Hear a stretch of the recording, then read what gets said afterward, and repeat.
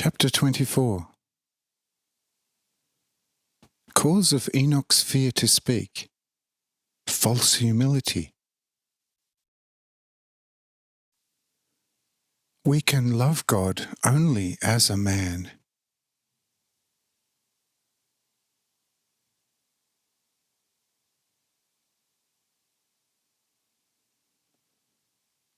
After the somewhat over-curious were thus satisfied, and Camilla was again beside Lamech, and Purista with her parents, who were trembling with joy, the high abbot summoned Enoch and said to him,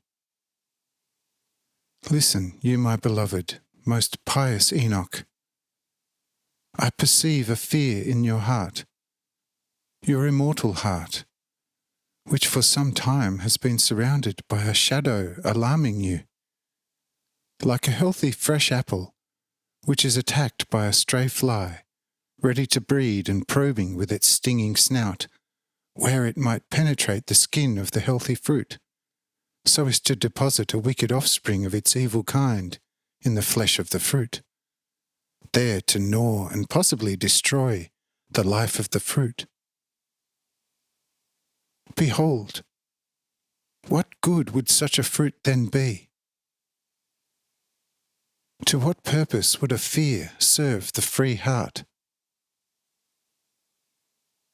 As a true high priest of my love, mercy, and grace, you shall make a speech to the people in my name. Behold, this has for a long time been the pious wish of Adam, even before I came to you in person. As previously, I have now actively acknowledged you, and have told you both yesterday and today not to worry about what you shall, or want to, speak. For at the moment of need, I shall inspire you faithfully, word for word, with what you shall say. And see, despite all this, you are afraid. Can you not see how silly such a fear is?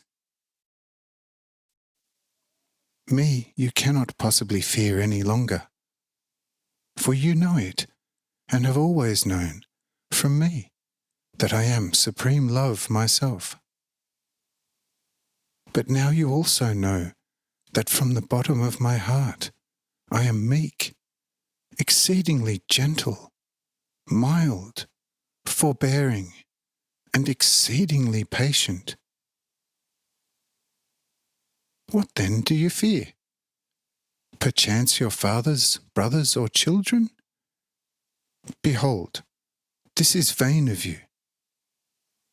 You think about it in secret and say to yourself, how shall I stand if I should yet have to make the required Sabbath speech to the people, and even during the short presence of the Lord of eternity and the Almighty Creator of infinity, in the luminous presence of the supreme wisdom of the Most Holy Father, full of love, grace, and mercy?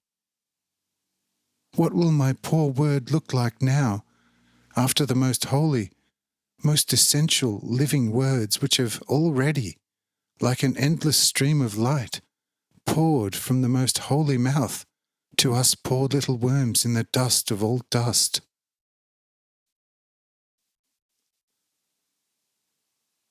Behold, are not these your own musings? But what are they good for? Perchance for life?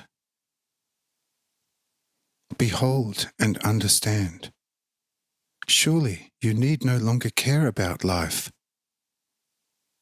Do you think that I am pleased with your silence and with talking in your stead?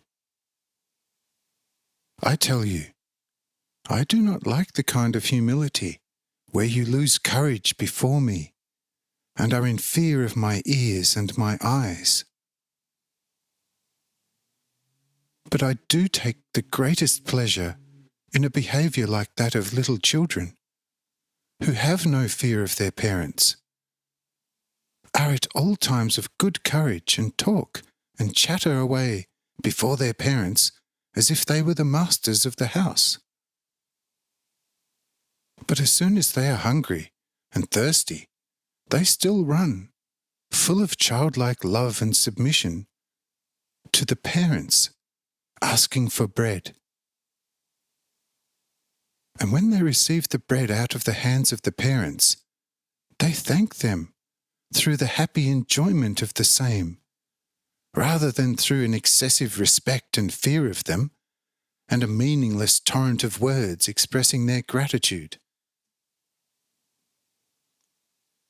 Do not every father and mother by far prefer the little children to happily enjoy what is profit them, all the while looking healthy and fresh, like little flowers after a refreshing rain, rather than have them tremble with fear and excessive respect before their parents?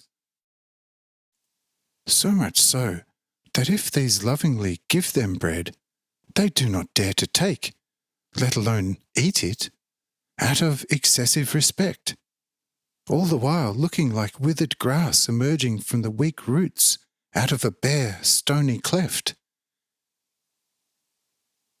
Behold, is this not folly? Yet therein consists the rule of love and of all wisdom out of it, namely, that for him who is finite, everything must be kept within proper limits. For to the finite, the infinite means death. You cannot love me as God, but only as man. For what finite heart might be able to bear the infinite God, or the endless fire of divine love? What finite spirit the divine wisdom in its endless fullness? What little child can ever fully return its mother's love?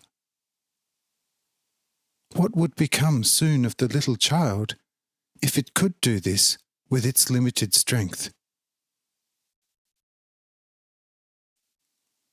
Yet here it would only be a matter of one limitation versus another. What shall be the outcome?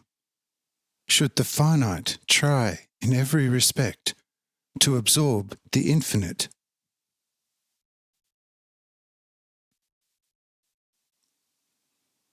Behold, Hanoch, hence your fear is vain and futile.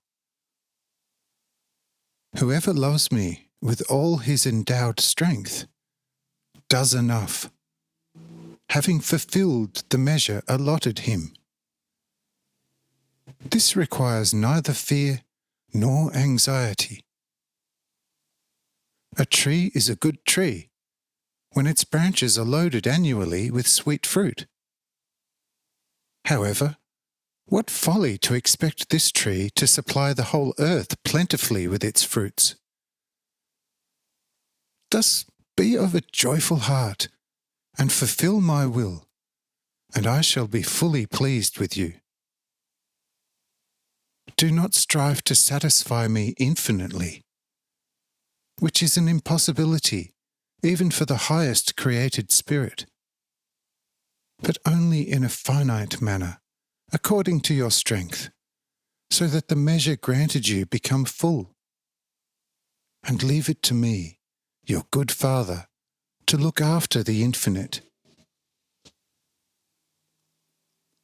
The required speech is part of your measure. Thus raise yourself up courageously and open your mouth in my name before all those present.